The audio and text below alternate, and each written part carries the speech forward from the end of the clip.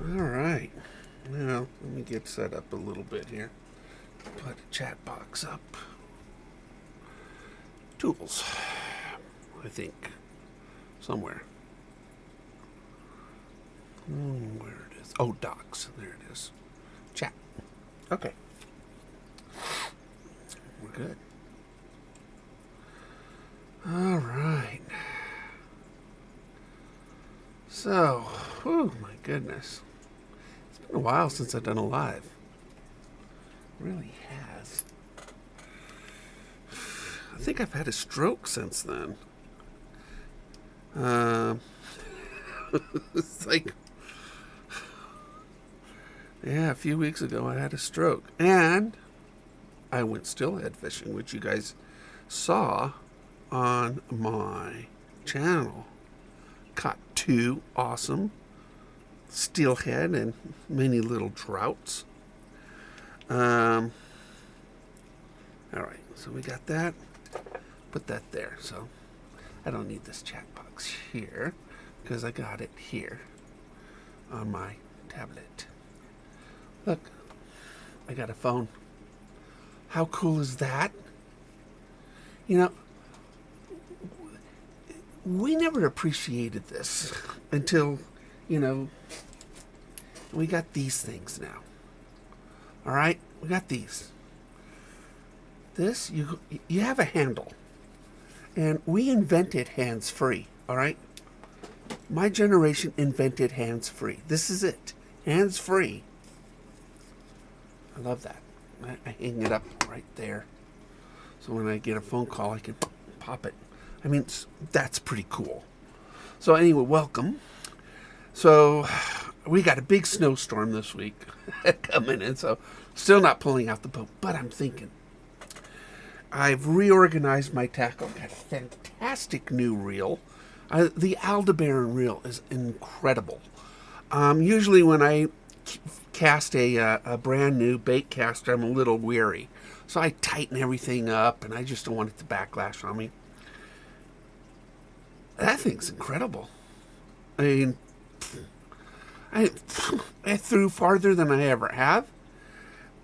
It didn't backlash, even thumbs free hitting the water. It is an amazing reel. For $300, it should be amazing, right? But I saved up for it. I worked hard for it. God, I love that reel. And I got it on a brand new rod, a 7.5 foot light by Cajun. And it's amazing. I get a what do you call it? One of those magazines from Bass Pro Shops. And I'm looking through it. I go, don't need it, don't need it, don't need it, don't need it, don't need it. Maybe. And then in the very back page, I say, that's a nice shirt. So, really have everything I need. So I'm thinking about this fishing season, right? I want to break out the boat any day, but we've got a big snowstorm coming in this week. But it is only weeks away. So in this interim time, I've reorganized my boxes. And the neat thing too, I mean, I've simplified my plastics, so you guys have seen this. Basically is my plastics bag, a binder. And I like it a lot. I have 2 of these, but I'm only going to use one. And in the spring, because we are dealing with maybe some pre-spawn bass, but lots of trout, we're really going light tackle. And so I have this, and then I simplify. You have to have a tackle box of just terminal tackle. So this is one of those mainstays that you just have to have. So I have my terminal tackle. This really isn't a spring box. This is a summer box. This is a big, these are jerk baits. So I got my jerk baits because jerk baits work really, really well. And then I have my large baits. These are my large swim baits, larger, heavier baits. This is what I will use on my medium heavies. Some really pretty baits in here. I did a good job this year in painting them. But my workhorse box for the spring is really my ultralight. This box is really my workhorse box because I like light tackle. So this box is a lot of the baits that I've painted and created, spinners, things like that. I've got very, finesse square bills in here, finesse jerk baits, some topwater, very small ones, and then some jigs, and some rigs. So basically, those are my boxes. 4 boxes and my binder. So now, you guys know my boat. Well, let me see if I can find. Do I have it in here? I don't know if I've got. I really should have a permanent image of my boat in here. In my, boat. We'll do that. Okay, we'll find the image of my boat.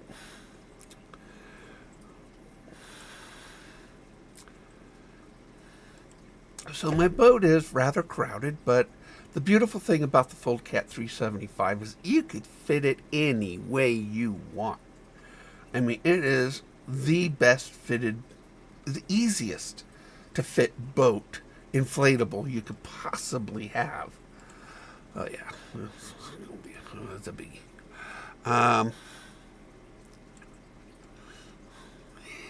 It's such a funny boat. It is just, but I got a lot of stuff on it. All right. And I love that about my boat. I mean, you could, in Sea Eagle, this is a boat you could do anything you want with it. So, normally, you can see here, I've got my tackle bag on the front seat. I'm usually by myself. And then you can see down there on the, I got rod holders on the deck. I like them on the deck because I don't like them standing up. I have 10 rod holders that point up. The thing is, when I cast, I just don't want to catch one, and I do that every once in a while. So what I did is I put them on the deck, right down there. I put them on the deck. Let's see if I can make myself a little bit bigger so I can point. Oh, boy, I have a big head. I'm bigger. But anyway, right down there. So now, this season, what I'm thinking about is, okay, some kind of storage system off deck, okay?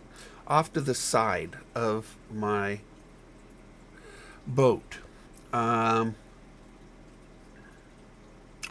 in the very, very, very, very, very, very, very, very back of my boat, where my stand-up bar is, my handicap bar. So I've been looking. I got a lot of bags. I really do have a lot of tackle bags. I got one that holds 17 3700s. I mean, that's a big bag, and I've used that a lot. But my son goes, says that it's too heavy, it's too big. I usually put it on the side, right here on the side. But that gave me some thought. What if I attach some type of sleeved system for my boxes, so I can just slide them in and pull them out? Something more at eye level for me. And towards the back of the boat, create a sleeved system. Now, I'm thinking, okay, well, maybe you guys got some really good ideas. I can attach it to the slats. I can attach it to the slats towards the back, and or even to my stand-up bar.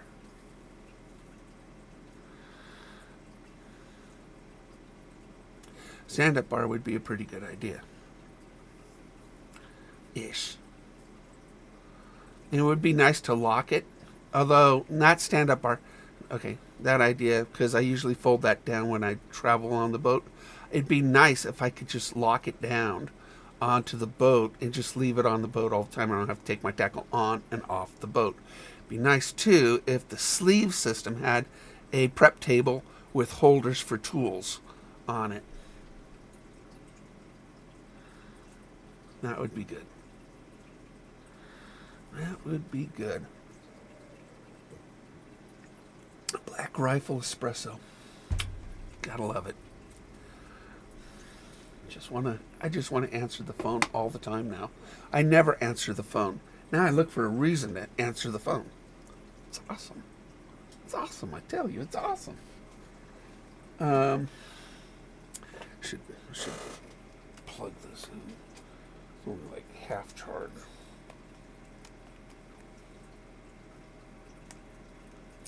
All right, that's plugged in. We can still see you if anybody pops on. So, all right. So now you can use a crate, a small crate, not a full crate, and then I can put the crate on a pedestal of some kind of mount. I need some ideas, guys. I need some ideas. I want to build this before season starts, which will be in a couple weeks. And if you guys know this boat is, I mean, I got a lot of stuff. Obviously, look, I got a lot of stuff on this boat. I mean, you can see the 7-inch Garmin in the back with side imaging. You've got, lithium power, nice motor. To be honest, I got a nice boat. And people say, well, you need a bigger boat. No, I don't need a bigger boat. I really don't. It's just me most of the time. Although I have a friend. You guys are gonna love her. And I told her, if she comes fishing with me, my views will just go way up. You guys are gonna love Shaylee.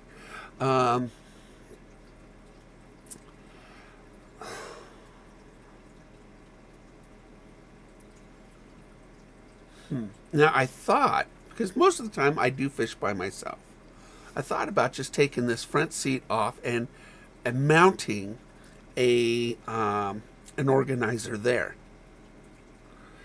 On that mount right down here. That would be really easy to do. It really would. But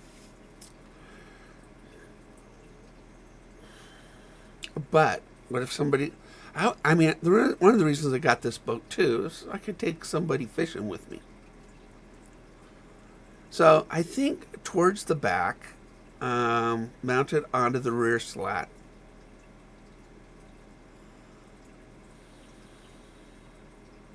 Because I do have this corner right here. I really don't do much with that corner.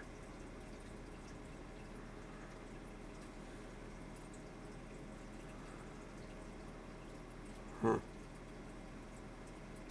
I know.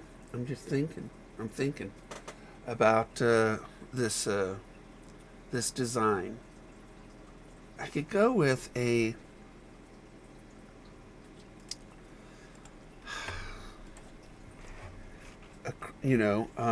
crate,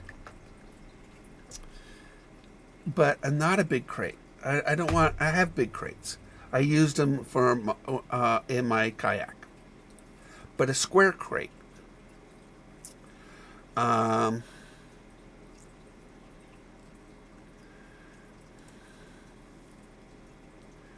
That's what I'm thinking. Something, thing is, it's sort of like buying a house, right? When you buy a house, you got, if you buy a 4-bedroom house, you fill all 4 bedrooms with stuff. I filled them with kids. But, I mean, I had a 1-bedroom house, maybe I'd have a smaller family. I don't know. But a square milk crate, or something like that. I mean, they're only $7. The nice thing about a milk crate, too, is that you got all these holes on it to allow you to hang tools off of it, your scale, your pliers, things like that. So you really can do a lot with a milk crate. Milk crates and PVC are like a fisherman's best friend when it comes to modifying. So if I tilt the milk crate up and then I could sleeve in, I'm just wondering how wide a milk crate is, right? Let me see. How wide is that? Do they even... Oh, there it is. There it is. There it is. Okay, so...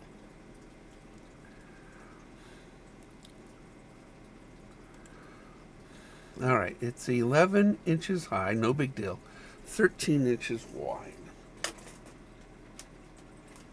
You got to be able to fit a 3,700 box. Because 14 inches wide wouldn't work. Unless I sleeved them in long ways. 9 inches. It's 11 inches deep. That would work. That would work. Just want something a little more attractive than that. Maybe I'll build something. I got wood, nails, screws. But that's heavy. It would look good, though. It wouldn't look like a milk crate.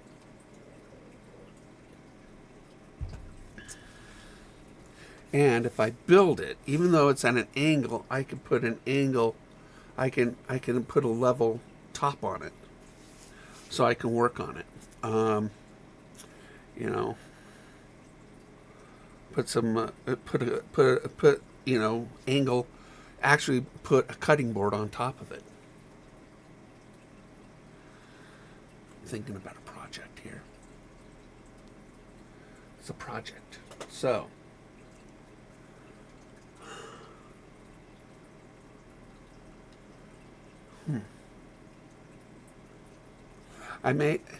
I've got a ton of baits made. The problem about when I like making baits, and now I really don't need to sell a lot of them because I have everything I need. Unless I flip my boat and lose everything again, and then we'll start selling again. I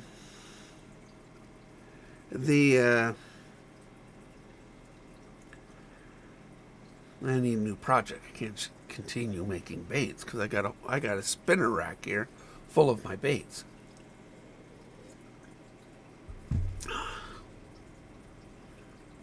Come on, guys, think of something. Ain't nobody here yet. I want to slide in eye level. Milk crate idea is good.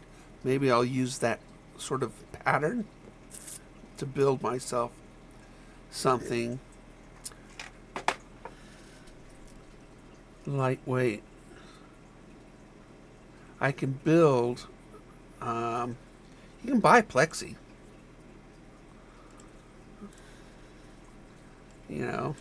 How much is plexiglass nowadays? Everything's gone up so much in price. And, quarter inch will probably do just fine. Easy to cut. It's really not too bad a price. Ooh, there's a 2x3 footer. And it would look really good. Quarter inch would be, but I would have to reinforce the base of it.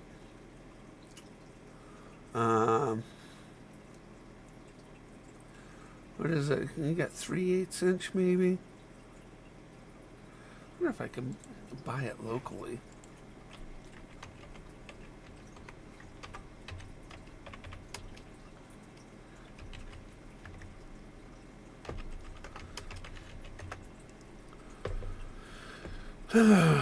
Basin glass. I got a few places here. We got glass. I want glass. Got a Home Depot. Home Depot probably sells some plexiglass. I hate shopping at Home Depot though. I really do. I really like local people. I really enjoy shopping at local people, but I mean, when you think about it too, I mean, even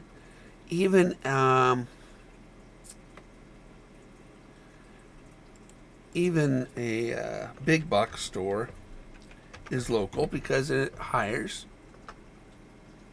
local people to work in it. So you still support local business in a way.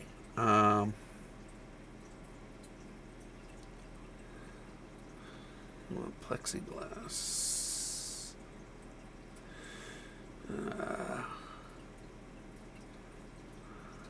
Clear.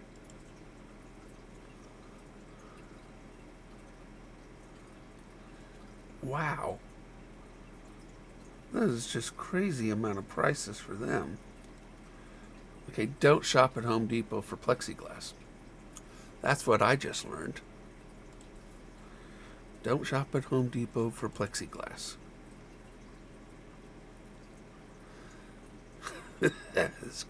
They want hundreds of dollars.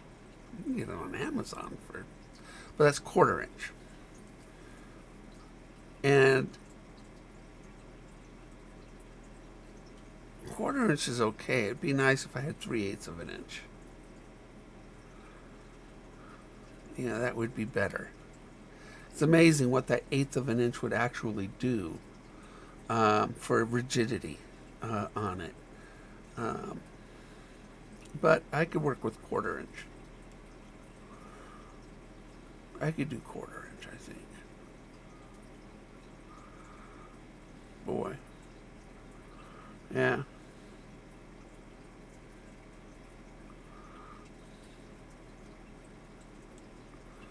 All right. That's, yeah. Oh, good morning. How you doing, Stellini? Well, I'm thinking about, some type of sleeved system, so I could put my tackle boxes, and this corner right here, I can create a mount on it.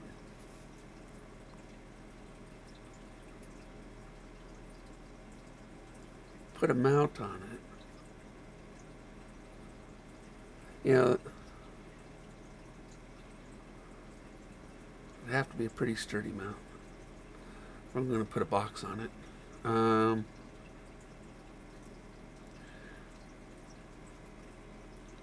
And not too high, because I really don't want it to impede my casting. That's why I've got, the horizontal rod holders on the deck.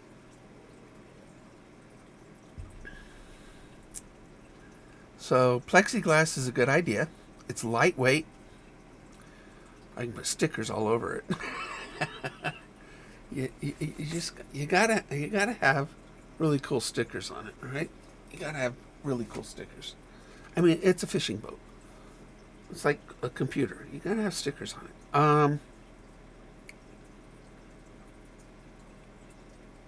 It's been a while since I worked with plexiglass. I mean, it's pretty easy to do though. Plexiglass adhesive is like welding the glass together.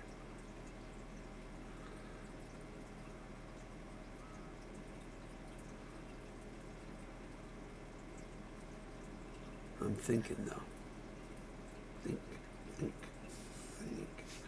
I will also have to have some type of posts.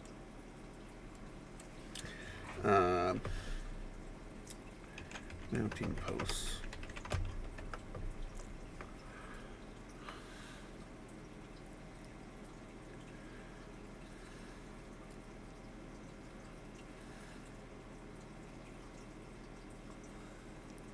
Let's see, shopping. I could do something like that.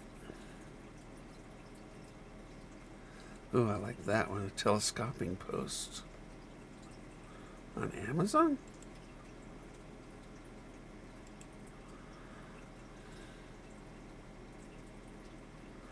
2-inch square, it's 4 to 8 feet. That's a little high.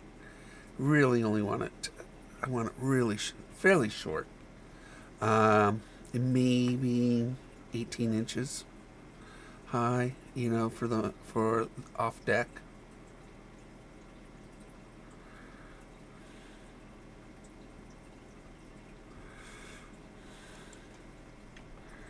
Let's see. Let's just pop that in there, see what happens.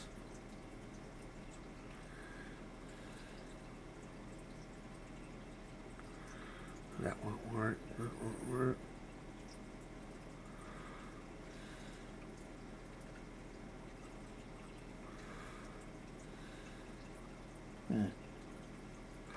Yeah, in the world we live in, there's no reason you have to make a lot of the pieces.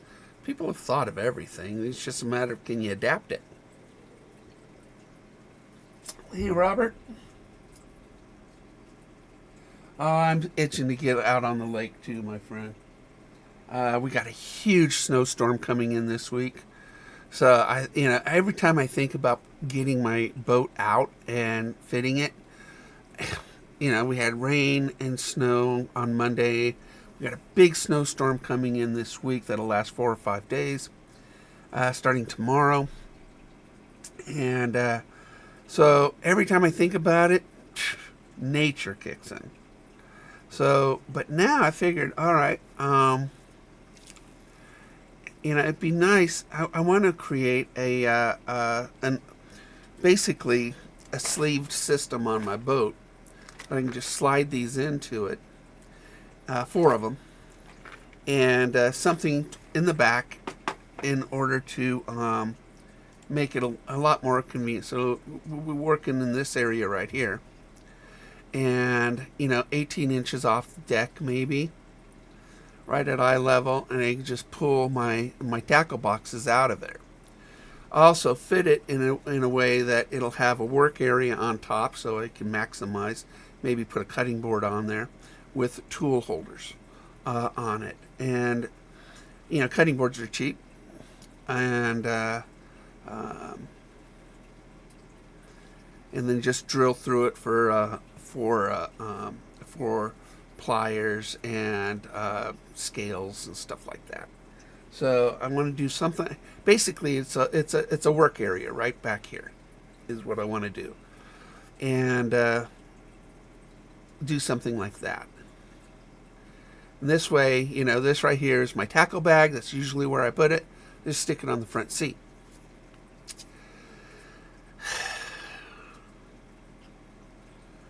But what if somebody wants to sit there, which rarely happens? I mean, I seldom have somebody coming on my boat, but I have a lot of friends that want to come fishing with me this year, and I really would love to have, a freed up deck for that. So,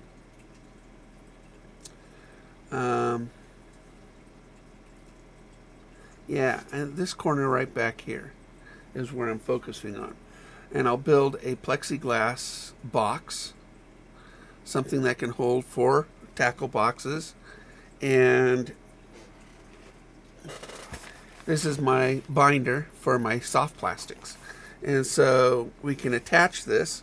It's got loops right here. And then a strap. It's got straps. So, and then a handle. So actually, I could just hang this on the bottom of it. So I'm not too worried about that. And now about probably a 12-inch post off deck. That probably would be, because the box is going to be rather tall too. So you do a 12-inch post off deck, and don't want it too high because I don't want to catch it.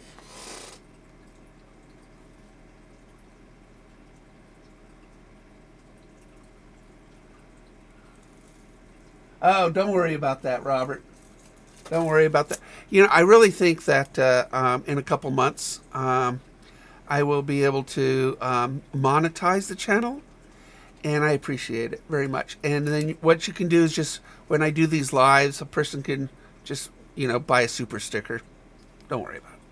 But I do appreciate the thought. I really, really do. And it's people like you guys that I was able to buy the Aldebaran. I mean, I'm telling you, I took this to the lake on my way home from steelhead fishing. Oh my gosh. I've never seen a bait casting. An idiot can cast that bait casting reel. You don't have to. I mean, it won't. It just didn't backlash. As soon as it hit the water, you usually get. This thing was fantastic. So give it a couple months. We should be able to monetize the channel and do super stickers. So when I do this, you can buy a sticker for 99 cents or whatever. No big deal. But I do appreciate it. And it's people like you that actually help me to support this channel. I do, there's over 1,000 videos I've uploaded onto this channel. And then, not counting my lives and my shorts. So it's just all this stuff. I created this studio, down here in the basement. So, but what I want to do, everybody has these things that you can add to boats. But when it comes to boats like this, I wish Sea Eagle, which this is their most popular boat. It's the only boat that's been award-winning by them. And it's one of the finest boats that they've ever made, obviously, because of all of its abilities. Really, Sea Eagle needs to come up with an onboard tackle storage solution for all their boats. But this is their most popular boat. And let me look at SeaEagle.com real quick. I don't think they do.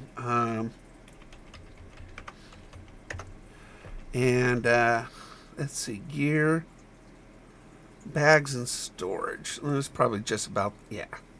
This is just bags and storage of the boat itself. They really need to get on board to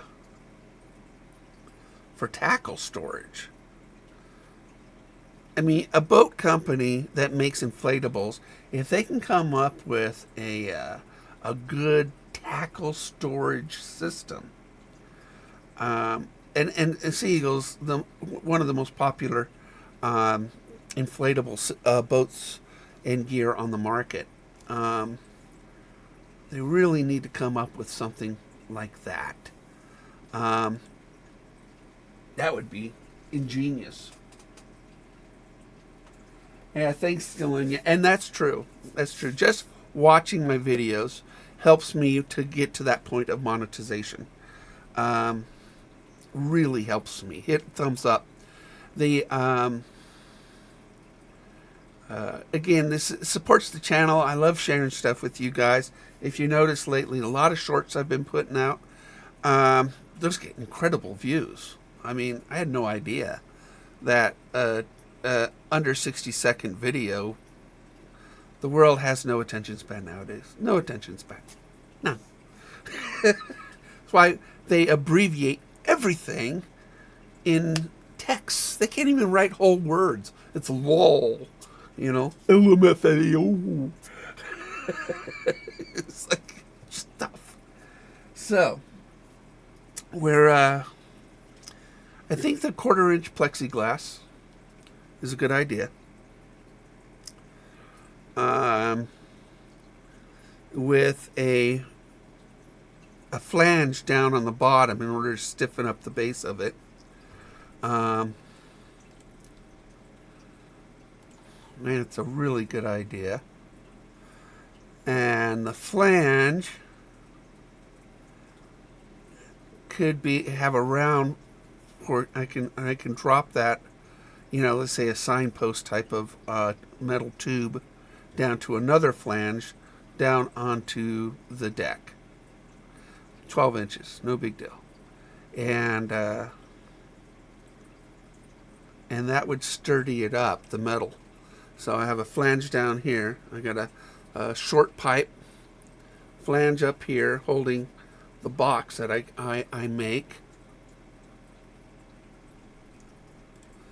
And tilt it in a way that it won't slide out on waves. In fact, probably put a strap on the front of it in order to secure it.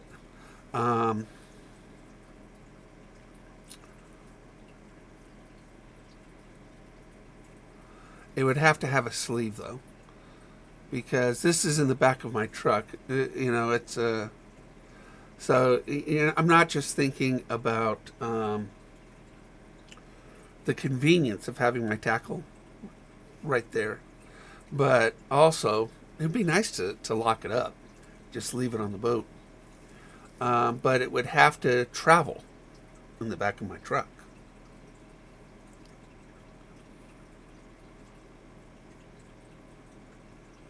I think that would be too much. I think it would have to be removable. Yeah, it would have to be removable. I just think that would be too much. So a quick release. I could put a locking swivel on it. Like seats have it. You can lock your seat swivel. I can actually lock that. Let me see what I can find here. Locking swivel. Ay, mama.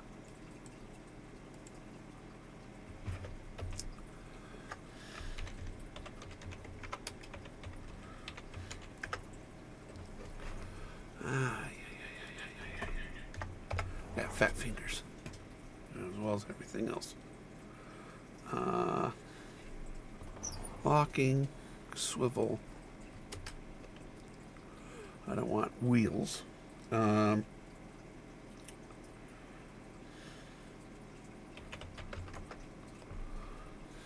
Here we go. Perfect. $29 for a locking swivel. So that's a really, basically it's the same swivel you put on your seat. And I can cut down this stupid little, that the bar thing that allows you to lock it. I can cut that down, just shear it off, put a rubber cap on it. That would be good. It also would give a really good base support for the box itself. So that could be that. Then it's just a matter of mount. Actually, yeah.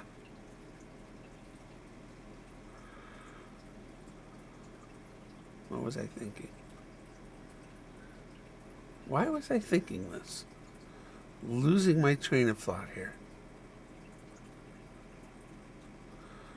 Why do I want to swivel?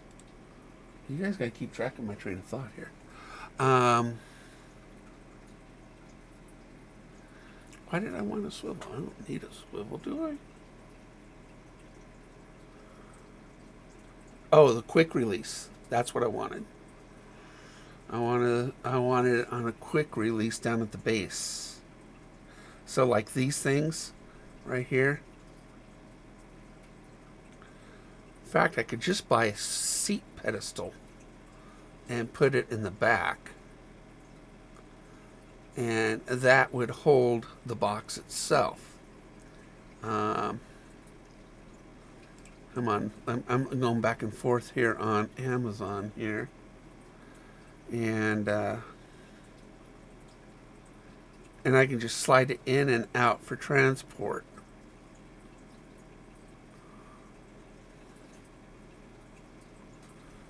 Let me see what I can find.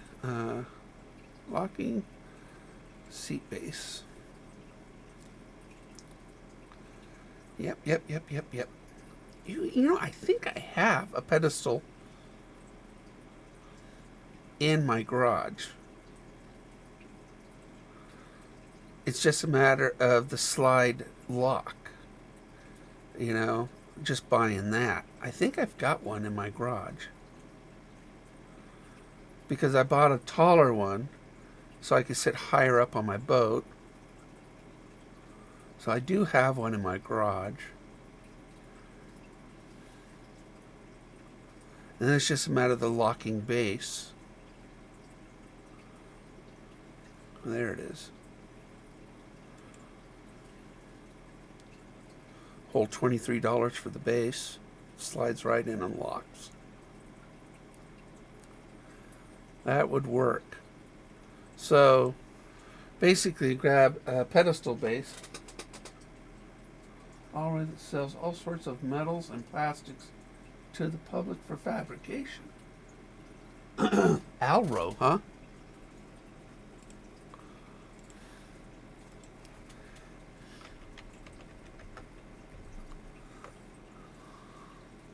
Oh yeah, there they are.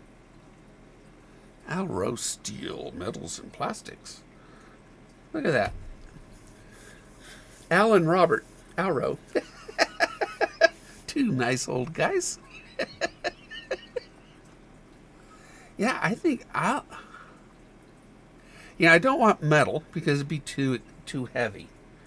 But I think, although, you know, a seat base is actually kind of heavy. But I do have the battery on the other side, so it will actually balance it out a little bit. I might put my battery up forward this year. I don't know. No, I won't do that because I use it for USB charging and stuff like that. The and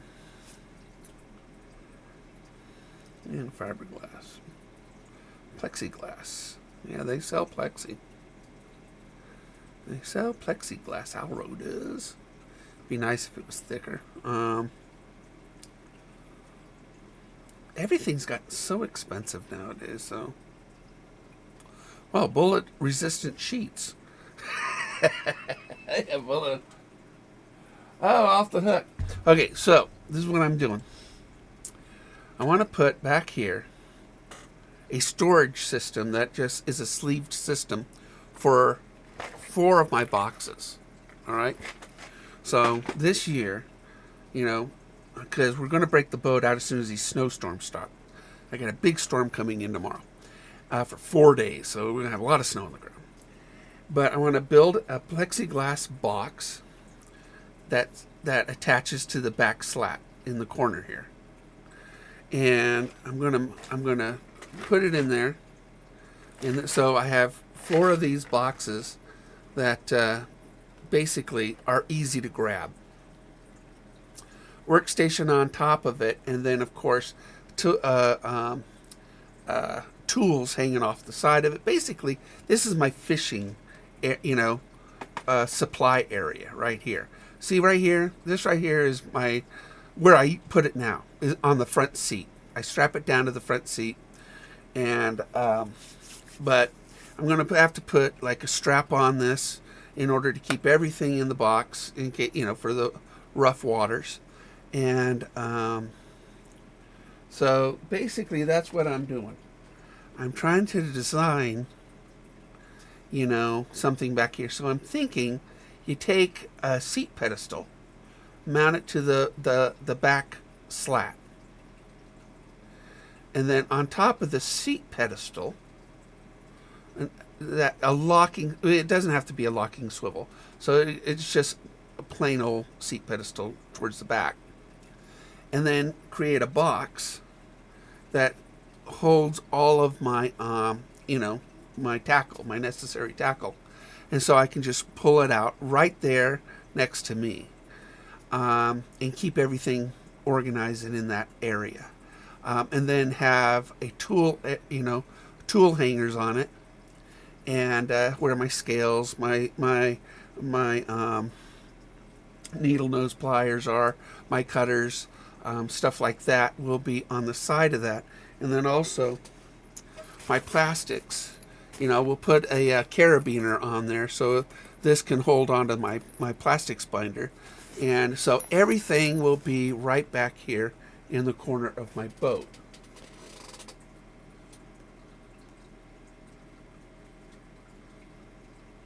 You have a Plano slide-in box. Maybe I don't have to make a box. Let's see. Plano slide-in box. Ay, gee, mama. Leave these things. Oh, Mike. Backspace.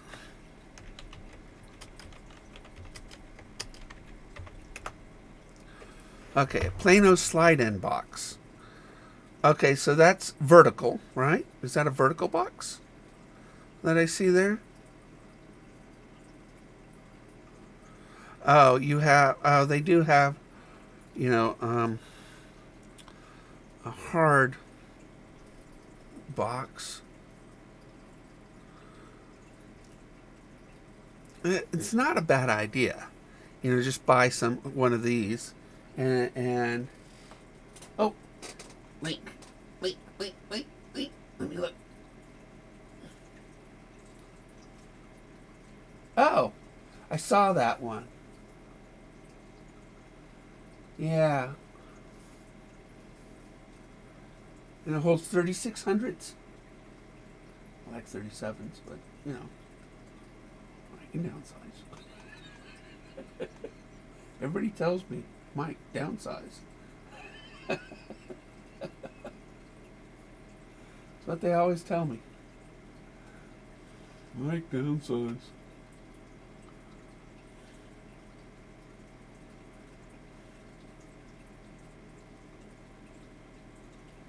Boy, now I lost you guys here. Oh my goodness. So, all right. That's a good idea. I saw those. I could do something like this.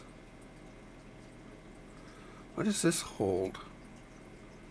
Looks like it holds smaller boxes. Let me save image. Well, is that a savable image? Yeah. Let me show you guys this.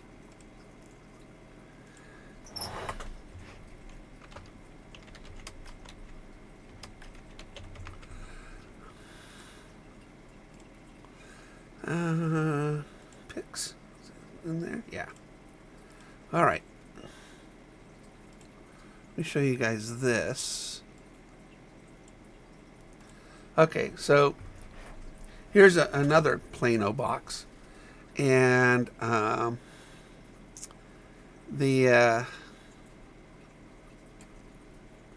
so come on, put it behind me.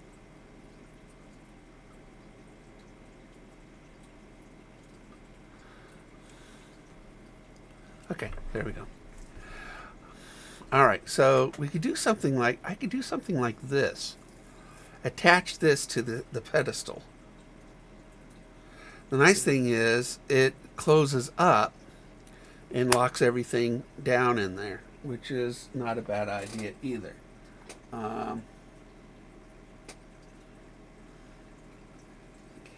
No, it's good. I love ideas. That's why I'm doing this live, because I need ideas. This also gives me a cavity up on top to just, throw some loose stuff in on a quick one.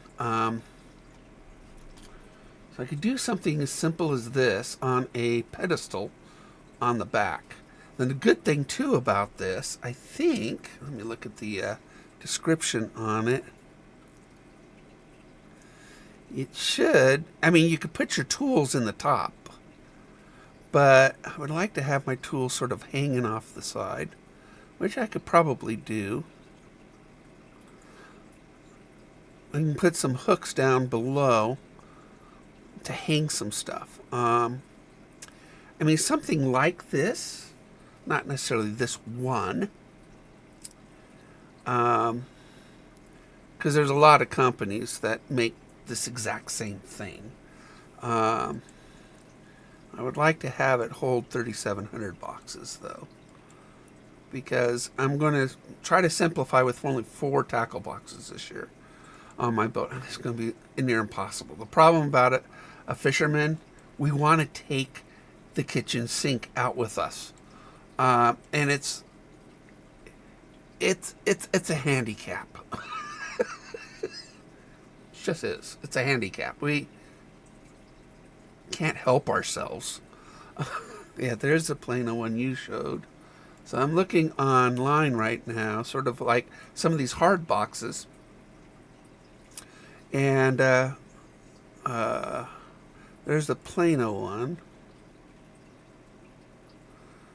3,700 boxes. So this one actually holds 3,700 boxes, which is really nice. The Plano one does.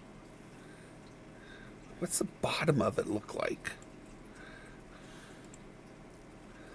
I really want to see the bottom of it to see if I can mount it.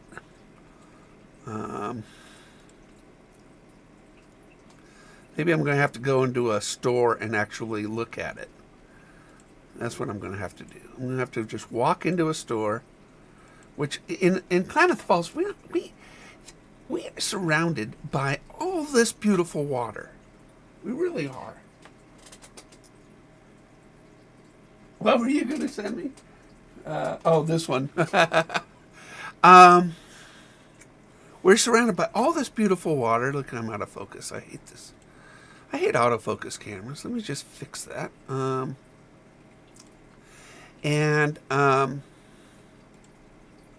just going to make it fixed focus because, that's the way it should be. There we go. Okay, now I'm fixed focus. I like this idea. I like this idea. This way I have to build something. It's already made. I get the 3,700 size, and again, we're going to modify, because this basically is my fishing workstation that I'm going to put right back here. And everything I need to fish with is going to be there. People are going to look at people look at my boat now and they think I'm nuts. They just do. God, how much does a guy need to fish with? One answer. One word. More. That is the simple answer to that question. Is more. How much you need? More. Oh, it's a mental illness, okay? Recovering. No, I'm not even going to recover. They should have Tackle Anonymous, for a lot of people. Yes. To be honest, I keep making tackle. I got a spinner here, a display spinner that's just full of stuff I made. And then, of course, I have tackle boxes and a wall. I got a wall. Look at this. Okay, you're going to see my room a little bit. There's my tackle wall. And over here, there's my spinner. So the spinner's full of stuff. My tackle wall is full of stuff. You get a lot of stuff. So the simple answer is more. I have that. Oh, yeah. Robert, if you take a picture of the bottom of the box, that would be great. I really want to see what how I can mount it onto this, the pedestal. I really think that adding a pedestal back here, that's quick release, the slide release that we have here on my seats, just slide release it and put that box on top of it. And I can store all my tackle in it right next to me, right here, I think that can actually work really well. The top of it, I can find something, You know, the top of it's got, on the Plano one, it's got little uh, storage areas. It would be nice if it had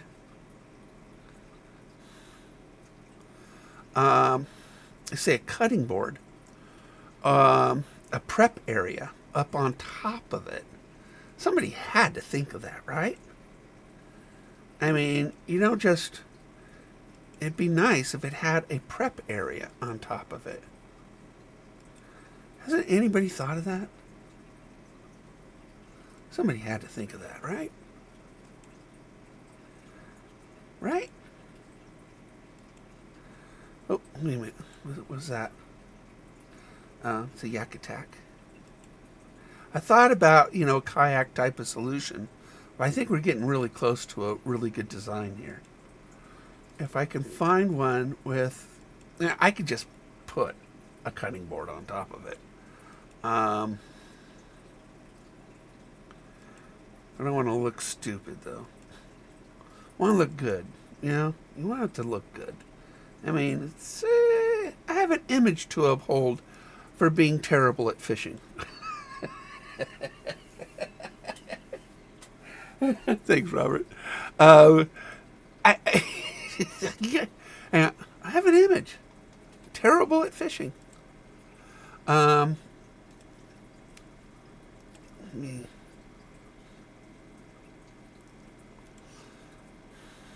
Mute. All right. So I'm here. Yeah, it's. I think we got a plan, right? I have a pedestal in my garage, 7-inch pedestal in my garage. So I'll use that. All I have to do is buy this quick release. Put that in the back, on that back slat. So now I've got, a detachable platform. Buy one of these boxes, and if I can mount it, underneath somehow. Hopefully, the bottom looks really good to do that with. I don't have to make a plexiglass box. This actually, this actually would be a pretty good storage system. Yeah, I think we're coming up to some pretty good stuff. And people will look at my boat and says, "What else do you need, Mike?" I go, "More." I know. It is an illness. I don't know what to do. But there's got to be somebody that actually put a good top on this thing. What's that? Medium. There's that one. Plano has some pretty neat stuff. But you pay a lot for the Plano name where you can get the exact same thing from somebody else for $20 less,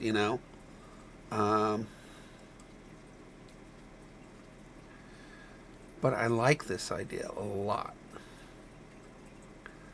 That one holds 3,700. That's the one I just saw.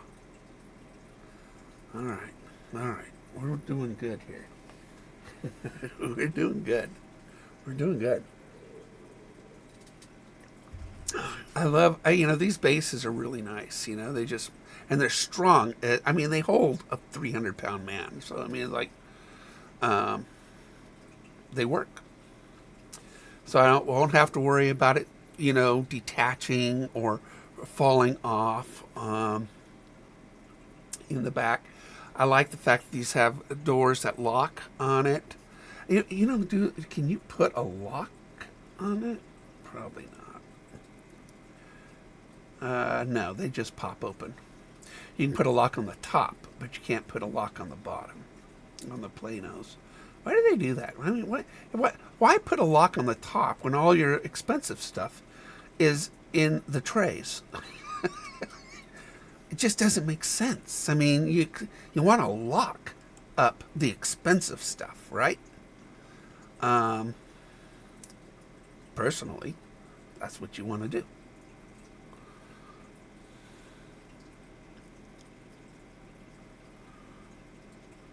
Yeah, there. I like that idea. It's a good idea, Robert. See, this is why I do a live, because my brain's broken, and oh man, this thing's expensive. What the heck? Oh, there's a really wide one where you can put some vertical pieces on it. That's crazy. You don't want it too big. You really don't want it too big. But you see, again, here's $100 Plano one, and they still don't give you a cutting area up on top of it. I mean, if you're going to have a fishing center, shouldn't they give you an area to fillet and gut the fish on top of it? I mean, not that I keep fish too often, but sometimes I have to keep a fish, and because I've damaged it and it's not releasable, and so you want to cut it and gut it right there. If you can't keep it alive, although I do have a live well, but on this, believe it or not, this boat has a live well. It is a collapsible fruit basket with a pool noodle on it, and then I attach it with a rope, and I throw it in the water with the fish. And so as I'm trolling along and moving, it aerates the big old giant fruit basket, and the fish stay alive. All right. Thanks, buddy. I appreciate it. That's my live well. And it works great. A friend of mine gave it to me a long time ago when I lived in Santa Clarita. A really nice guy. But when you can get those collapsible fruit baskets with the lids, on Temu for a few bucks. And then just add a $1 pool noodle to it and attach a rope and throw it in the water. So all you kayakers and everybody who wants a live well, I should do a video just on that. I will. I'll do a video just on that. So that, yeah, I've got the pedestal. I just need the locking base. I just need this piece. I've got the pedestal. It's the same size pedestal this one is. My pedestal on the back is taller. And so it's a 7-inch, just like this. And put that in the back with that. And, those are, how tall is that toolbox? Well, they don't tell you. They should. With height is 16 inches. Perfect. It's only 16 inches. So 7 inches off deck, 16 inches tall. That's 23 inches total, which is quite a bit, actually. But it would actually probably almost line up with my my stand-up bar at the back. So that would look good, wouldn't it? That would look good. I hope. Yeah. That's a pretty good idea.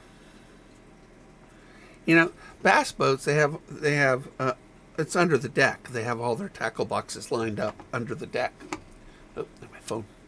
And but they got to lift it all up. It's not really at their disposal. And my deck, I mean, I want everything there, right at arm's length. And I do. I mean, my fish finder, my anchoring system, everything is right there at arm's length. So that would be really, really cool. Yeah. Yeah. I think we figured it out, guys. I think we figured it out. That's and there's a ton of these types of boxes all through the internet. Like I said, you don't have to buy the brand.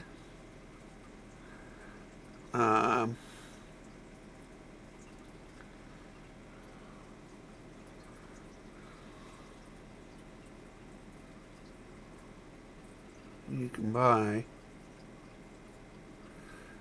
but you don't want to buy too cheap. Plano's a good brand, but I'm going to drill through the bottom of it. I'm going to put some some washers and just really hold it down. Hopefully that plastic, that is really strong, because, it's going to be taking, some punishment, on the waves. And I don't want it to last just one season. I want it to last,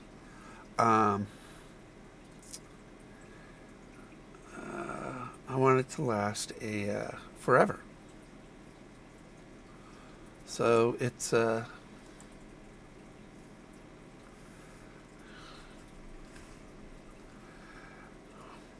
I put some really interesting videos up lately, because of the drawdown and the dams being released locally.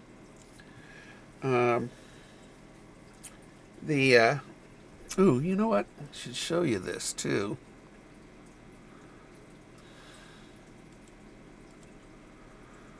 Should show you this.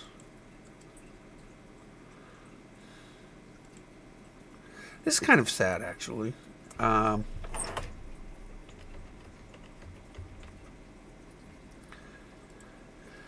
But it's the harsh reality that we're dealing with right now.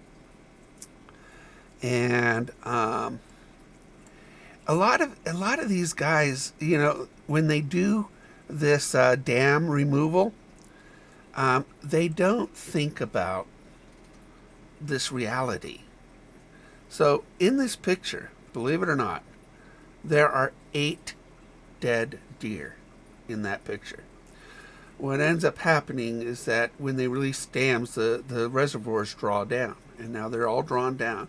And wildlife, not just the deer. I have pictures of elk, and I'm sure there's some bears, some coons, some, lots of different animals that have sunk into this quicksand.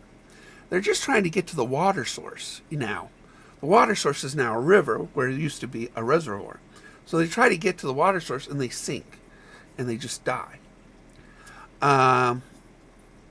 It's very, very, very, very, very sad to watch locally, because we're losing everything, land lovers, and then of course on this there's dead fish. So what ends up happening is that a bear will come out here, they say an easy meal, and they sink and die, just trying to get a meal.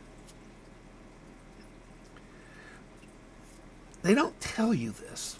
They don't tell you that when they do this let's bring the river back type of thing. But there's nothing we can do about it. One commenter says, it's pulling the Band-Aid off. It hurts, and this hurts. And nobody guarantees the river's going to come back to its original state. And to be honest, they don't know what the original state was.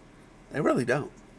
I mean, Link Dam's been here, one outside my house, since 1919. Now, they're not going to take that down. The Keno Dam, which is downriver, they're not going to take that one down. So, yeah. Crazy, huh?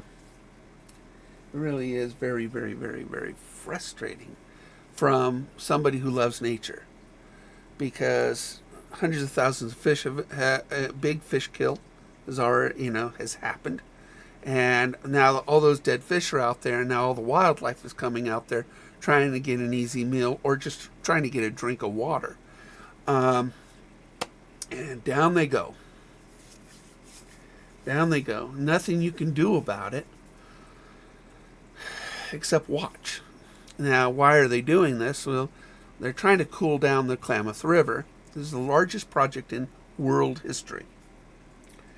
Cool it down, make the water in the river healthier, and to reestablish Chinook and Steelhead migration. So for two species, just to give them more travel room, all right?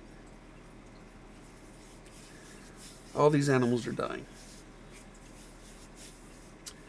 And anybody who enjoys the outdoors has got to be disturbed by this. Even though in the end result, it might be better. I don't know. I hope so, because there's nothing I can do about it. So I hope it works out for the better. But, I mean, the wildlife is dying. And some of these, I mean, we're not just talking about bears and deer and elk. We're also talking about, the bobcats and the mountain lions or the cougars. And all these other animals that are just trying to get food and water. They're dying. Wild horses. I hope the wild horses don't die. There's a huge herd of wild horses at Iron Gate, which was the first dam released. And when I was camping, in fact, you can search it on my YouTube channel. It was amazing. I've never seen a herd of wild horses before. But, gosh. I mean, all those animals are in danger right now. All of them.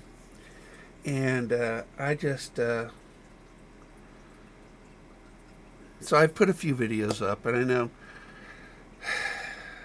I tried to be neutral in this, take a wait and see attitude. But as I wait and see, I'm seeing death.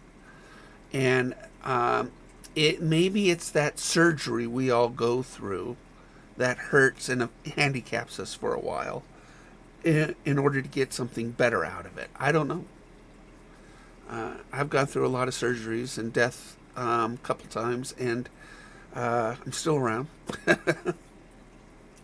Would I go through that again? I don't know. Is this worth it to reestablish a Chinook and steelhead? Which, no guarantees.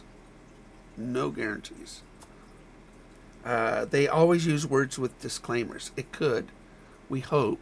It should. It's probable. Those are all words with disclaimers. So all the smart people that have thought of this, they've attached a disclaimer to their projections. It's kind of, when you live here locally, one guy says, well, these were warm water fishes and they should die anyway. Well, that's not the fish's fault. It's still death. And their death is causing the death of land animals. And, you could say all you want. I don't find pleasure in this. Now, I might find pleasure in this in 10 years. I don't know. I might feel guilty about it. Not that I caused it. It's just that it was caused by somebody. And I just, when you see pictures like this, there are 8 deer dead in this picture. I know you don't really see them all, but they're there. And, you can probably see like 1, 2, 3, another one down there, 4 and stuff. And I have another picture of elk, 2 large bull elks, dead in the mud too, down to their necks. And this is a very, very, very common thing right now in Siskiyou and Klamath counties. How can you feel good about this? And how can you feel good about that? I can't feel good about that. I just,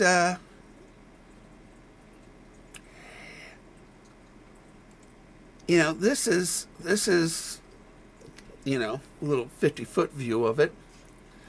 And so all this to reestablish this river. And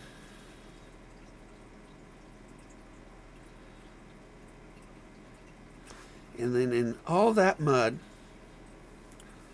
are going to be carcasses. All because an animal up here wants to get a drink of water down here. I don't know how you can feel good about that. Yeah. Here's a closer look at the shores. Lots of fish. Now, to an animal, this looks like an easy meal, right? I mean, they see it, they come up to it, they sink, they suffocate, or they starve to death. Right in front of the food, these animals will starve to death because they can't get out of the mud. How can you feel good about that? It's always, they show you pictures like this, an aerial view. I don't go, oh, it's so pretty. Look, that's where the reservoir was. But zoom in. That in all this mud are dying animals. I can't feel good about it. Not yet. I just can't feel good about that. Nobody likes watching that. I mean, I catch and release because I want to give the gift of catching that fish to somebody else. I want that fish to grow up bigger so I can catch it again when it's another pound heavier or a couple inches larger. I only keep the ones that are not releasable.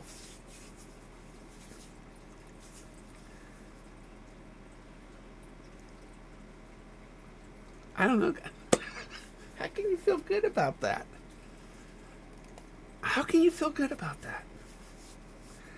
You can't. Because even in your gut, if you're a steelhead, which I love steelhead, that was fun last Friday, and you're a river fisherman, in your gut you're thinking, what if it doesn't come back? The Rogue River, which is the one I was on Friday, had 2 dams removed in order to increase the spawning of the steelhead and the chinook. And after they released them years ago and removed them, it did not improve the fishing. It didn't improve it.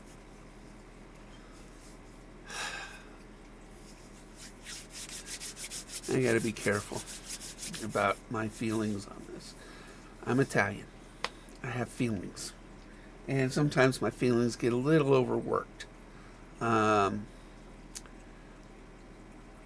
a God-fearing man. He put humans on the earth to take care of the earth. And yeah, the dams were created, and it didn't. The argument is, well, we didn't take care of the earth when we put the dams up. But ecosystems were created, and so now, in order to strive to fix it, you're destroying it. And maybe there's a logical explanation that through destruction, life comes. Through the destroying of one thing, new life happens. Well, that's what happened when man created the dams. But you cannot argue the fact that these are indigenous creatures. They have the right.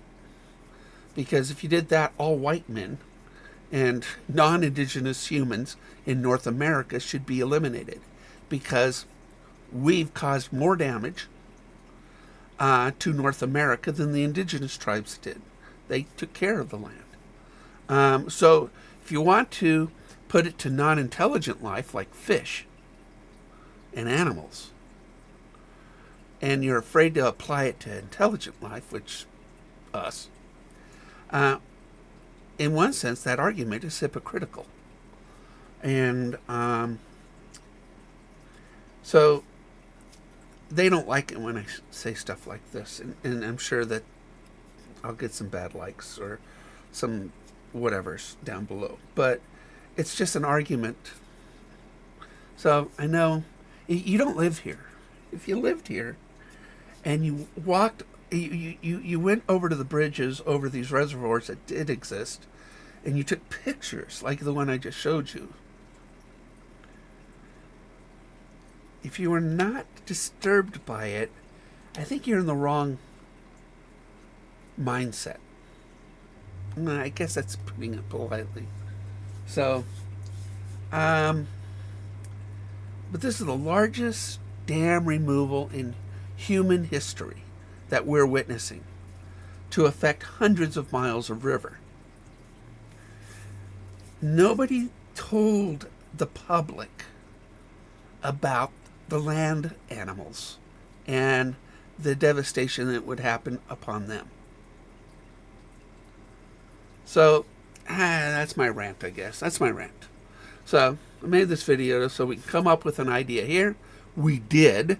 So, I'm going to take my pedestal that I've got in my garage. I'm going to buy this little bracket. I'm going to attach it to the back. And I'm going to get one of those, like, something. Where is it? Got all this other stuff on there. Oh, there it is. Something like this. Something like that. We're going to put something like that on top of that pedestal, right back here to where I can access all my tackle and have a workstation right there on that side of the boat. That was a collaborative effort, and one of the reasons I love YouTube so much. We're going to do something like that. And so when I pull up to the dock, people are going to say, Mike, really? I go, yeah, more. It's a sickness. I may look sane. I am not sane. Humans are not sane. They're just not. 6,000 years of degradation. We're not sane. Not good. By the way, Black Rifle coffee. If you don't drink Black Rifle coffee, hopefully you're drinking nothing. You're not drinking Folgers or anything like that, because great coffee,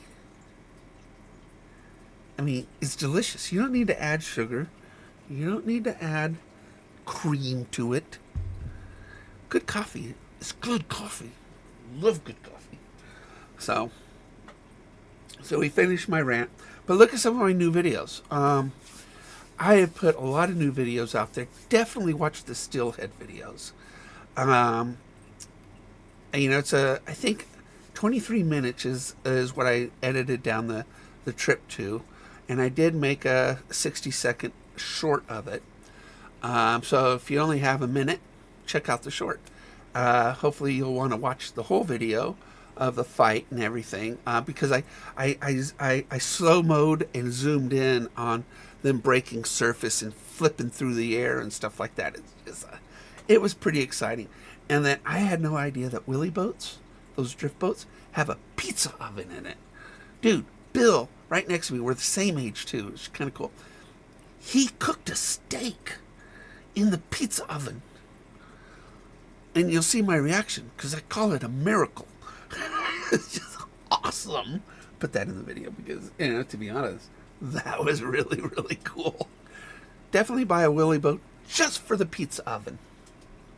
I don't know how much they cost, but those drift boats, we were in a really nice drift boat. I guess all Willys have the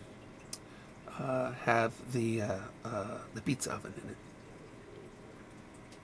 God, what a genius thing to put in there. I mean, genius. Where can I put a pizza oven on my boat? I don't think I can. I thought about putting a grill on it, but I never cook out on the water. I'm so busy catching. But I could take that front seat off and just put a grill right there. It's just crazy. It would be crazy. But I had such a good time steelhead fishing on the road. Shane Blair of Blair's Guide Service, he was the guide I chose, And I talked to a lot of people. Everybody, most people, there was several great guides that people recommended. I just ended up choosing Shane, and he was really good and very patient and very instructive. He knew where the holes were. You know, he positioned the boat. He goes, "Okay, guys, left side 20 feet." You know, and we'd throw it out there, left side 20 feet, because he knew that's where the hole was. And so he'll go right side 25 feet, you know, or something like that. Upriver, you know, whatever. It's just, it was very specific on where we put our lines. And because of that, we had probably we saw a lot of boats on the river, other drift boats working, but I had not seen anybody else catch a fish. We caught fish in front of a lot of boats, which makes you very, very happy when your guide is better than their guide. So, what a great video. Definitely watch the Steelhead video. Great. The video, it came out really, really, really good. This year, I want to get, as I get the boat out after the snow and stuff like that, we're going to get some underwater videos this year. And we're going to work, try to get some really good footage of underwater. So, real simple stuff like jigging for crappie, because, you know, the marina right there is just full of crappie. And so, you know, we'll just drop the camera down there, and we're just going to start, you know, working the jig in front of it and just catch a few fish, and then try to get some underwater footage of some bass bites, releases, stuff like that. And so this year, look for a lot of really fun content, new content that I plan on doing this year. If you're ever in the area too, that seat is always available. It really is. And we'll take the tackle bag off of it, and we'll put it in the back just like we've just all designed. And I have lots of rods. I got tons of rods. And I have the best rods. I really do. If you use one of my setups, respect it. But I will tell you, wait. This is a long rod. And it's a small room. But that, I mean, this right here, this is 5 ounces. This is 3 ounces. So I'm only holding 8 ounces in this, you know, in my hands right now. You can fish all day long with my rods. Cajun triggers, which is the dominant series that I fish with because I like light tackle. Although I do have an edge medium, and I also have a Cajun medium heavy rod. The edge was an idea last year, and I was very disappointed with the company. Good rod, terrible company. But Cajun is probably the best value that you can have for a rod.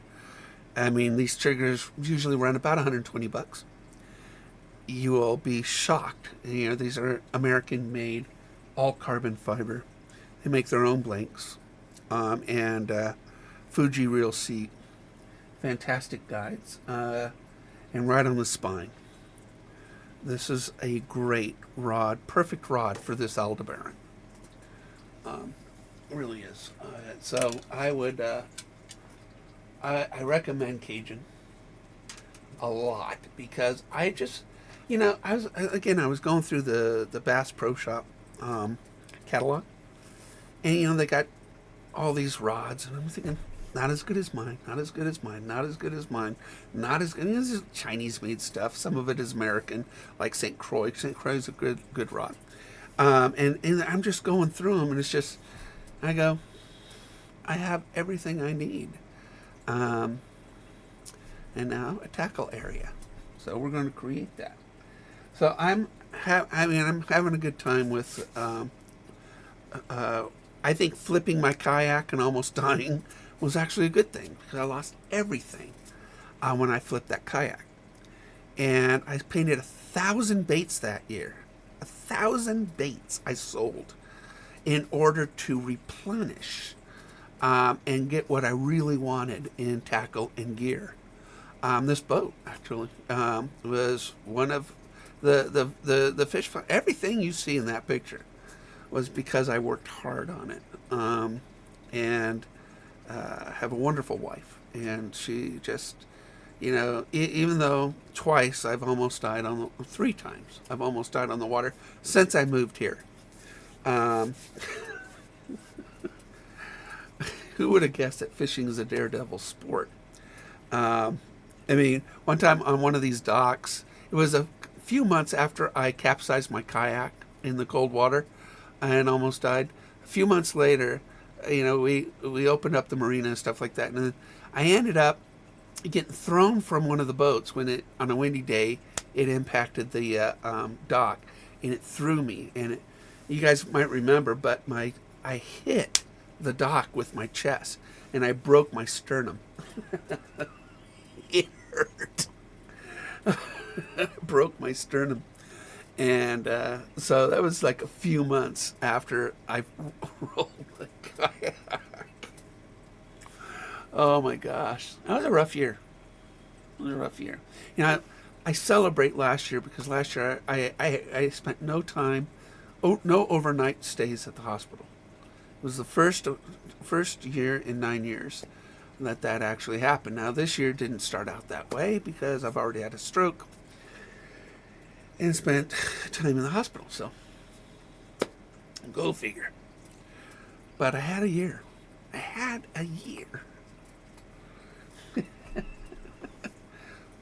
Dude, don't you love telephones? You miss this. You miss having a grip. Have a grip on a phone call. Or even hands-free. We remember doing this for those of us that are this old. We remember this. And we did it all the time. This is awesome. $20 on Amazon. Bluetooth that goes to your phone. And now I can answer the phone. Nice. Kids have no idea how good we had it back in our day. They think they got it good. But the good days are the old days. Back then, we had rotaries, all right? Remember, for those of you that are my age. We remembered phone numbers. I still remember my childhood phone number because in my hometown, it was a small hometown. We had 5 digits. So my home phone number was 51690. I still remember it. 51690. That was my phone number in my hometown. People today, okay, they don't remember squat. They ask them what their phone number is, they probably don't even know it. Their wife, their spouse, their kids, they probably don't know because what they do is they pick up a phone and they hit their name. No memory. In our day, we have better memories. We were raised with better memories. That's why my shorts, I had 20,000 views just on my shorts. I just started doing them. Because people have no attention span nowadays. They have no memory. But in the 70s, the calculator was invented. We weren't allowed to use them in school because that was considered cheating. We still had to do long math when I was in college. Math, I was sort of a mathaholic. I loved math. Math has rules that cannot be broken. Math is reliable. English, not. But in college, accounting, all right, I took 3 semesters of accounting. And we actually had sheets, balance sheets, that we would go through. We'd write in, boom, boom, boom. Nowadays, it's all spreadsheets. Now, computer programs do all that for you. If we made even a penny error, on our balance sheets, oh my God, it was such a pain in the butt to try to go back on the pages and try to find that one error in order to get the balance sheet to balance, because you had to retrace all your steps. Well, nowadays, it's all spreadsheets, Excel and whatnot, accounting programs. I remember advanced algebra. Oh, advanced algebra was one of my favorite classes, but it took a lot of work. And this one guy had what back then it was called a palm top computer. It was an HP something or other. He had the button. He had the button. The button everybody else in the class wanted. They were like $300 for those little, what nowadays we call a calculator, but back then it was called a palm top computer. And he had the button. He was always done with his exams faster than us. He had the button. Statistics. I love statistics. I did semesters with. Remember, I was a math-aholic. And statistics. Now you got statistical calculators. You can put them on my tablet or on my phone nowadays. Well, we didn't have that. If we had a calculator with a summation, function, good for us. But I am blown away in the last 40 years. Technology in the last 40 years. When I went to college back in the early 80s, PCs weren't invented. They just weren't invented yet. One was the Commodore 64. And I actually wrote my computer programming homework on that computer. And then I had to handwrite every line. And then I took it to school because there was no storage systems that you can transfer, like, chips. We had 5-inch floppy disks and cassette drives, all right? And I wrote down and then I took it to school and I retyped in everything, and it didn't always work because what I did in basic language at home had to be translated into the language of my college computers. And we would spend hours. But I was able to take shortcuts by doing it at home, by taking it to school on my handwritten notes of every line in the program. In fact, I was such a geek, in school, that I think it was advanced algebra, where you do matrix math. Matrix math is a redundant math with rows and columns of just numbers. And it was basically adding, subtracting, and multiplying, basic math, and all these numbers. And it was redundant. But and the problem about repetitive formulas is that you usually make mistakes when there's so many layers. So what I wanted to do, and I did, I wrote a program on my Commodore 64, wrote a program to do my matrix math homework. I know. I was a geek. This is why girls didn't date me. Actually, girls did date me. I was a good-looking geek. I'm not anymore, but I was a good-looking geek. And I had a sense of humor, which most geeks don't. And so it's or you just don't get their sense of humor. But I had such a good time in college. I took classes that I wanted, and it was a lot of fun because I had a vested interest in and enthusiasm for the classes that I took. I took advantage of college out of pure selfishness. I really did. I was pretty selfish in college because everything I did in college was what I wanted to do. We didn't have these career paths of courses that you have nowadays, which I think are great because you graduate, efficiently. In my day, it was 4 years and you got a bachelor's degree. Now I guess you go 5. and yet they call it more efficiently, and yet you still don't learn as much. I'll take my 4 years over their 5 any day. So, but I had such a good time in college. I was very physically fit. Worked out every day, played handball, racquetball.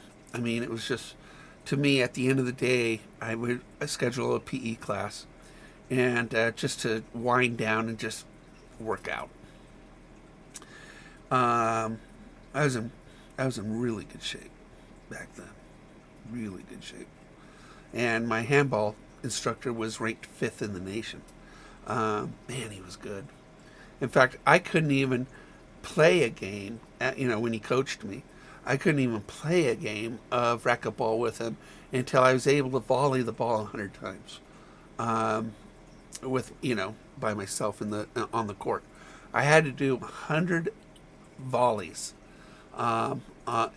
before he would even let me challenge him, and he was so good. If I won a serve off him, I felt like I had won a championship. So, a lot of fun. Gosh. Kids, they go to college now because, I guess it's work.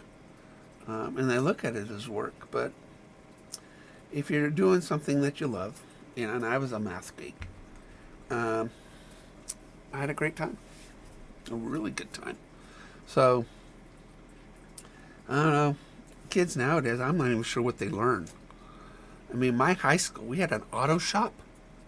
An auto shop. With, I think we had 10 lifts. But most of them are in this one auto shop building. But we also had a full machine shop.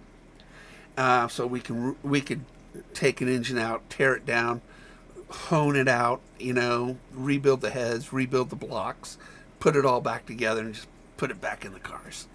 My specialty was heads, so I was able to, rebuild heads in 2 periods in 90 minutes, and that was my forte. I could bore out the valve guides, I could reseat the valves, I could mill the heads, I could measure it and give it back to a buddy with perfectly good heads. That was my thing.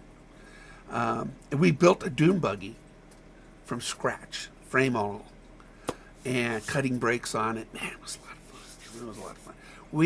I was a gearhead too. I mean, yes, I'm a math geek, but I'm a gearhead. That's why I've owned 2 '69 Dodge Charger 440s. I love working on old cars. I understand them. Again, it's like math. I understand math.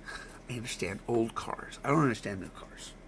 I will take a 1969 car from, over a 2024 car any day of the week.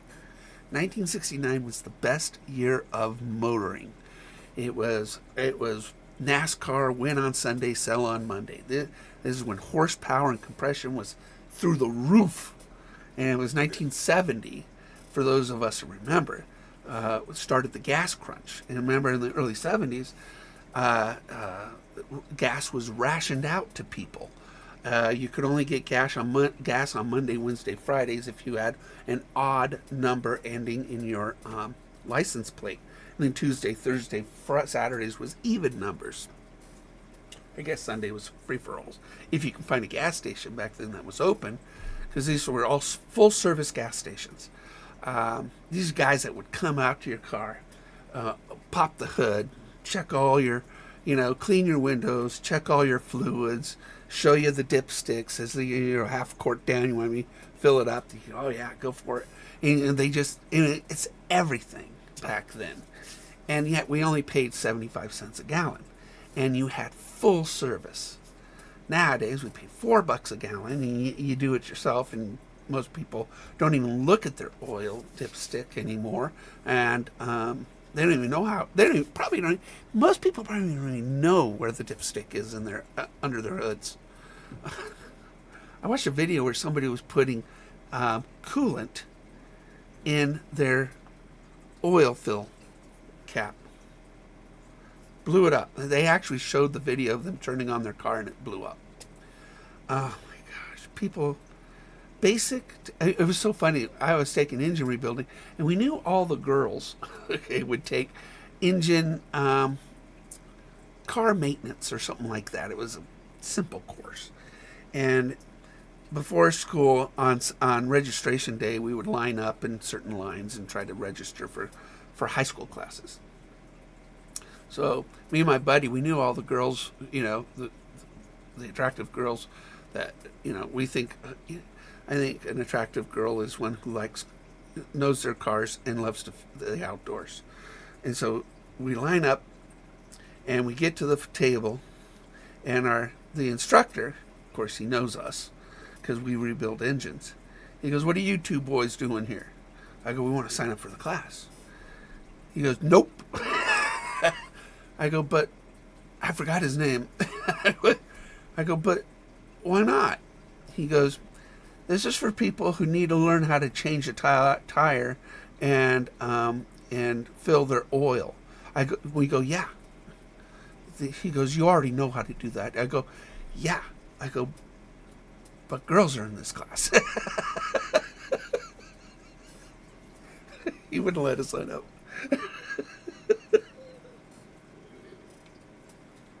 I guess if we can build a car, he wasn't going to use his class for a pickup area for teenage boys.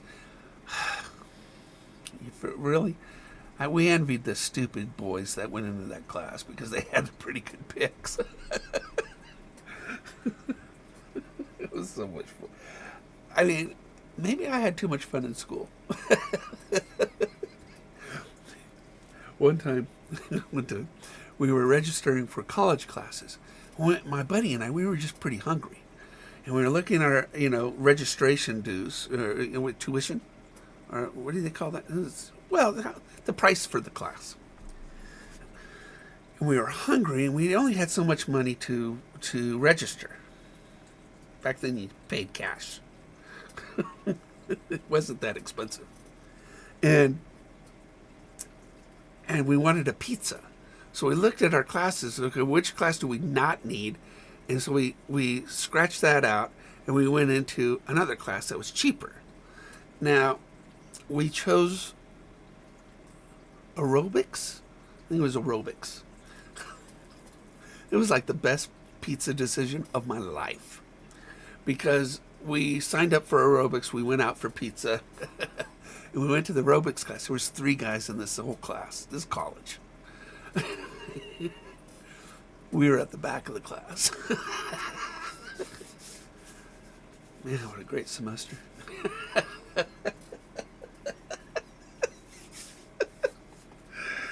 Sometimes the stomach knows how to work life. Oh my gosh. Good memories. And I've had a really good life. I've really had a really good life. I actually wrote a book. Ooh. And I've written a lot of books. You guys know that. Because this is when I was better looking. All right. But this is me with my custom surfboard. And horseback riding in the Rocky Mountains, Breckenridge. I know, look how skinny I was. Look at that. I had gray hair my whole life, pretty much. But anyway, this is my autobiography. I wrote it really for my kids. A lot of fun stories, though. I really have had a great life. And one thing you guys probably don't know about me, even though with all the brain damage that I've incurred, I have what's called a photographic memory. And so my memory is extremely detailed for my life. And so it's amazing, all the true stories that are in this book. Some of my friends have read this that I grew up with. They go, "Mike, I don't remember that." I go, "Yeah, it happened." I go, "You think your nose is that shape naturally?" No. There's a reason why it was broken. But it was but that's one of the fun things about my memory is that words become pictures and experiences, or we remember images better than we do words and text. So my mind creates images through words, and thus I was able to pass class, in college and high school without studying very much. I know it sounds horrible if you had to work hard at getting an A, but I literally didn't have to work that hard in college, and it was just more enjoyable because in my mind it would create these images, and the images were easier to remember. And photographic memories, for anybody who's got them, when we read a book, we see a movie, always. But I read slower than those who can read words and get through a book. My wife can get through a novel in 2 days. It takes me a month to get through a novel. And it's more enjoyable, though. I'll remember things in that book that she will not remember at all, because she's reading the story and she's enjoying it, don't get me wrong. But me, I'm literally in my mind living it. So it's just kind of cool. It's just kind of cool. I've lived with it my whole life, and I didn't really appreciate it until my kids. And my oldest daughter is really smart in school, but she doesn't have a photographic memory. And she's like her mom in that area, and she works hard to get those A's. With me, I didn't have to do homework practically. I just did it. Teacher said it, I remembered it, boom. I read it, I remembered it better, boom. Pass tests. It was easy. High school, I had no idea how easy I had it in high school. But I had it pretty easy in high school. Again, I was in the friend zone in high school. I didn't date a single girl in high school. It's amazing how many girls that I went to high school with, they actually think they dated me. I'd remember if I dated anybody in high school. I didn't date anybody in high school. But anyway, thanks for tuning in, guys. And thank you for helping me figure this out. So we're going to take this, and we're going to put it on this over here. And, well, something like this. Not that one, but I got to do a little shopping on something like that. I got to look at the base, because I'm going to have to mount it to a pedestal, and they just slide it in and out, when I set up my boat. So I leave the boat inflated year round, or through the fishing season, but I remove everything off it so people won't steal it. When I travel, because I don't want things, I'm not going to leave my fish finder and battery and motor and stuff like that attached to it while it's in my truck. So everything comes off of it pretty much, and then it just goes in the back seat of my truck, or in the back of my truck. I love Black Rifle coffee, guys. That's just good coffee. That's the espresso. And I'm not an espresso fan. That's good. That's really good. Look at that. You guys are jealous right now. You are jealous because I can hold a phone like this. Or hands-free. You're jealous, aren't you? This. Genius. I actually take this out in public with me. And so, I have, this time of year, because of the snow and stuff, I got a big jacket, right? But I pull this thing out and says, hello. What would you think of a good dude that actually pulled this out of their jacket and started talking on their phone as they're walking through a store?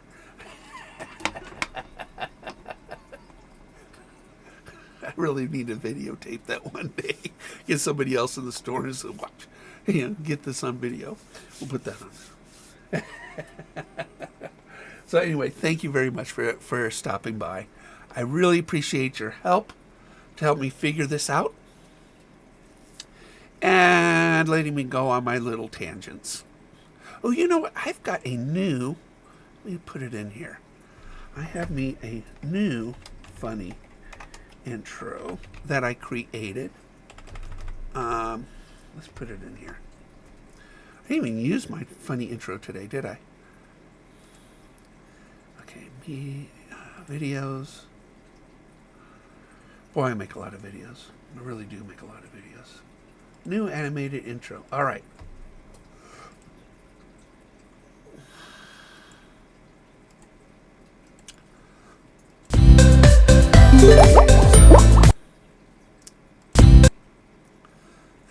Okay, so let me make this big. All right. You guys get to see the new funny intro that I made. It's probably not as good as the other one. But, sometimes I just make stuff. So let me turn off some of these images. Tackle box. My boat. Where's my boat? There it is. All right. Look, Lake of the Woods. That's the lake I fish on all the time. So, I know, you're jealous because it's an awesome lake. It's the best fishing hole in the county, in my opinion. So, you can always catch something there. I don't care if it's perch, but we got some monsters in that lake. I want to thank you guys and appreciated your help. Just wait for the mods. We're going to make a fishing center right on my boat. So take care, everybody. And that did not work. Let's try it again.